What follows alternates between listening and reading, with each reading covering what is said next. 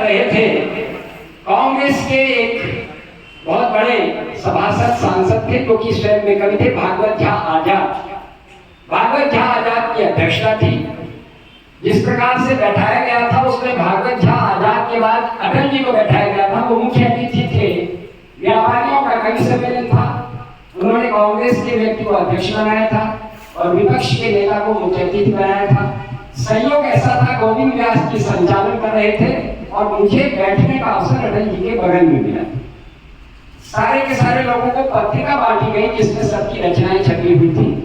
अटल जी ने पत्रिका पढ़ी, उसमें मेरा चित्र आया, मेरी रचना देखी, नीचे फर्रुखाबाद देखा। ये मेरी जिंदगी में अटल जी से पहली मुलाकात थी, पहली वार्ता थी, और वो पहली और अंतिम वार्ता थी। अटल जी ने कविता देख करके और मैंने उसके नीचे मेरा पता पढ़ करके अपने अंदाज में, मैं उस अंदाज में तो नहीं दोहरा सकता, इसलिए आप समझ लीजिए कि वो कैसे बोलते। उन्होंने कहा, अरे आप फर्रुखाबाद से आए? ओहो, अच्छा लगा, आपकी कविता पढ़ी। फर्रुखाबाद तो अपराध बहुल क्षेत्र माना जाता है। अटल जी का वाक्य था, फर्रुखाबाद तो अपराध बहुल क्षेत्र माना जाता है। वहां रह करके आप साहित्य साधना कर रहे हैं, तो बड़े संतोष की बात है। बड़ा अच्छा लगा आपकी कविता को पढ़कर। बात आई गई हो गई। इसके बाद समय आया जब मुझे कविता पढ़ने के लिए मंच पर जाना था। माइक मेरे हाथ में था। मैंने कहा, बचपन से अटल जी को सुन करके हम लोगों ने वक्तृत्व की कला का काखा गा सीखा है। अरे मेरा सौभाग्य है कि सरस्वती की कृपा से आज मुझे उनके पार्श्व में बैठने का मौका मिला है। मैं अपने आप को गौरवान्वित महसूस कर रहा हूँ।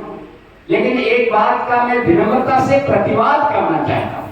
अब सबकी उत्सुकता जगी पूरी की पूरी महफिल की।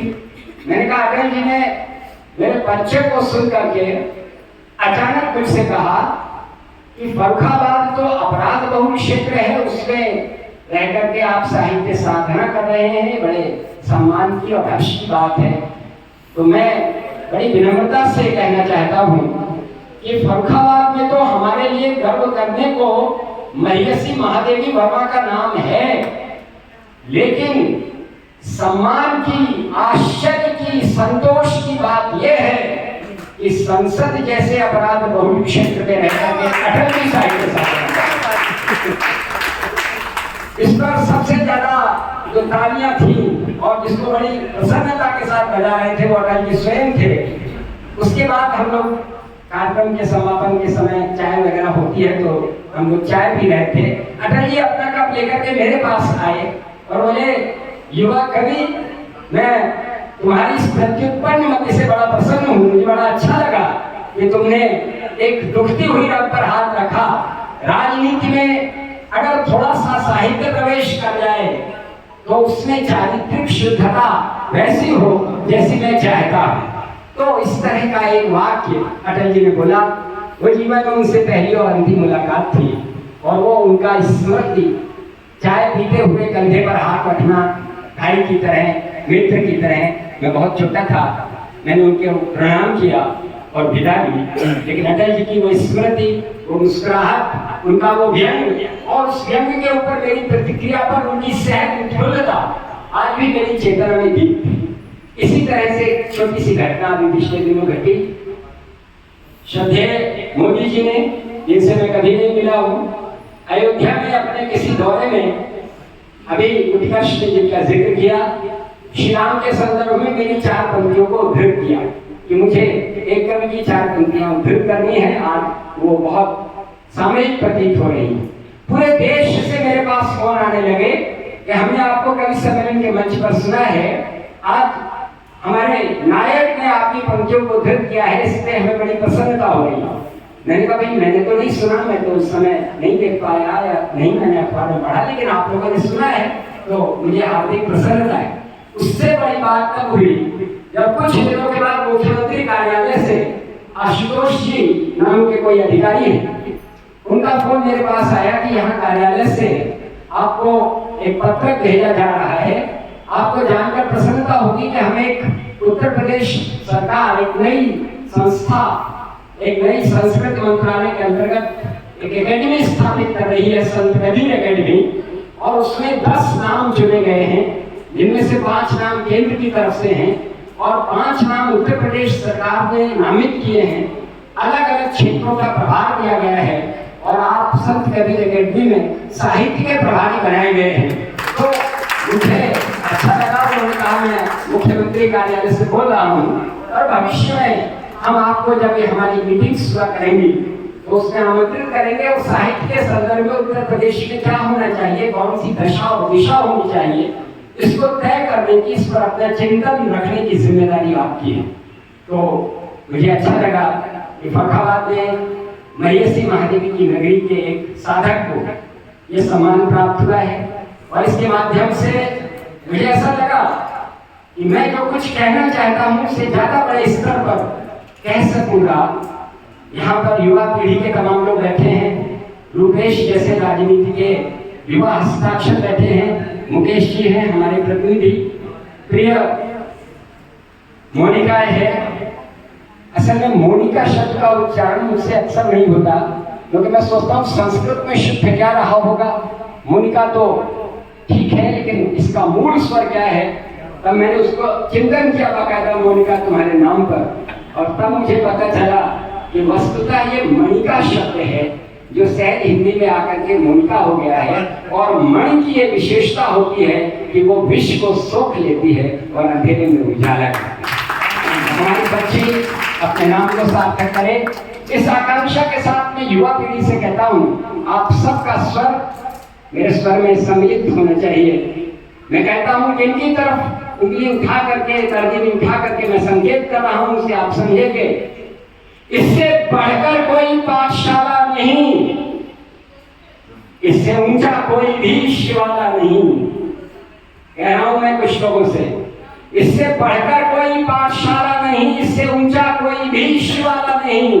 इसमें रहना है तो इसके होकर रहो, देश है ये कोई धर्मशाला नहीं। इसमें रहना है तो इसके होकर रहो, देश है ये कोई धर्मशाला नहीं। 500 सालों की अखंड प्रतीक्षा और तपस्या के बाद आज हमने इतिहास में एक नए अध्याय का शीर्षक लिखा है। कुछ लोग ऐसे हैं जो लोकतंत्र में वाणी की स्वतंत्रता के नाम पर अभिव्यक्ति की आजादी का दुरुपयोग करते हैं। उनके लिए मैंने कहा, कहीं ऐसा न हो ये धैर्य के हिमखंड गल जाए, सहज शालीनता के स्वर जो आज तक हमारा चलित रहा है, कहीं ऐसा न हो ये धैर्य के हिमखंड गल जाएं, सहज शालीनता के स्वर शरारों में बदल जाएं। जिन्हें विद्वेष वंदे मातरम से है, कहो उनसे हमारे गांव की सीमा से खुद बाहर निकालो। जिन्हें विद्वेष वंदे मातरम से है, कहो उनसे हमारे मुल्क की सीमा से खुद बाहर निकल जाएं। और ये जो मेरे बच्चे जवान बैठे हुए हैं, आज इस उम्र में मैं उन्हें किस रूप में देखना चाहता हूँ। जवानी की परिभाषा क्या है मेरी दृष्टि में, उसे सुन ले। जो कांटों में मुस्काए। एक जमाना था जब आत्मप्रकाश शुक्ल की कविता पढ़ा किया करते थे, मैं उत्कर्ष की तरह संचालन किया करता था। कविता पढ़ते पढ़ते वो मेरी तरफ देखते थे, शिवम आगे क्या है, और मैं बताता था। आज यही मैं उत्कर्ष की तरफ देखता हूँ और वो बताता है कि ये बंदी है। तो जो कांटों में मुस्काए, जवानी उसको कहते हैं। जो राहें नई बनाए, जवानी उसको कहते हैं। और चलते चलते लड़खड़ा जाए, ये भी मुमकिन है, पर जो गिरकर फिर उठ जाए, जवानी उसको। मुझे फर्रुखाबाद में, क्योंकि मैं अध्यापक का जीवन जिया है, इसलिए जगह जगह अनुभूति होती है। एक दिन एक बड़ी बड़ी मूंछों वाले पुलिस की बड़ी वर्दी पहने हुए एक सज्जन सामने से आ रहे थे और अचानक मुझे देख करके उन्होंने अपनी मोटरसाइकिल रोकी। मैं थोड़ा सा डरा, पुलिस का व्यक्तित्व ही ऐसा होता है। मैं थोड़ा सा हट करके किनारे खड़ा हुआ, उन्होंने मोटरसाइकिल रोकी और मेरी ही तरफ बढ़े। अब मैं तो उधर देख रहा था कि क्या होने वाला है, क्या बात हो गई, मुझसे क्या गलती हो गई। और उस व्यक्ति ने सहज रूप से आकर के पाँव छुए और कहा सर आपने पहचाना नहीं, मैं आपकी कक्षा का वही शरारती विद्यार्थी रहा हूँ जिसे आपने बहुत अनुशासित किया था। तो उसको आज ऊंचे पद पर देखकर मन को वैसी ही प्रसन्नता हुई, उस कठोर मूर्ति को देख करके प्रसन्नता हुई, इस सौम्य मूर्ति को देख करके प्रसन्नता होती है मोनिका की। ऐसे तमाम बच्चे हैं। अब ये शिवम है, अभी बच्चों को डांट देता हूँ कि हाँ उनकी गलती लगती है, लेकिन उनका व्यवहार कैसा है इसके जवानी पर अगली 4 पंक्तियां सुनिए। असंभव लग रहा हो जो उसे संभव बनाती है, समंदर को सुखाती है, हिमालय को हिलाती है, समंदर को सुखाती है, और जवानी बेहिचक नजरें मिला लेती है सूरज से, मगर बूढ़े दिए के सामने सर को झुकाती है। जवानी बेहिचक नजरें मिला लेती है सूरज से, मगर बूढ़े दिए के सामने सर को झुकाती है। अंत में एक छोटा सा गीत राम जी कविता को मोदी जी को सुनाने दीजिए।